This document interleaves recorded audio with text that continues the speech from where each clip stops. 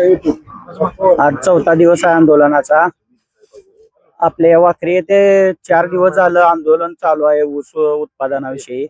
पण कारखानदार व सरकार याची दखल घेत नाही. उपोषणकर्त्याची प्रकृती गंभीर आहे.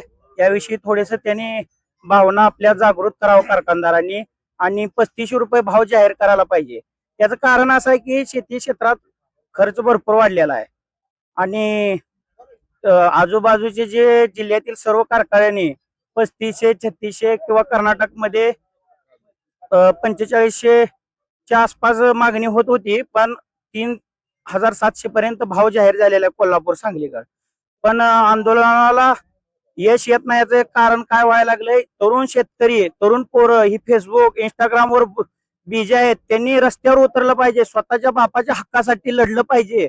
इतर पुढाऱ्याच्या पुढे तुम्ही पळताय, पण तुमचे 2 पैसे तुम्हाला शेतकरी म्हणून कोण देणार आहे? तर कारखानदाराकडून हिसकावून घ्यायचा प्रयत्न करायचा. आपण आपली मागणी आहे की 3700-3500 रुपये पहिली उचल मिळावं.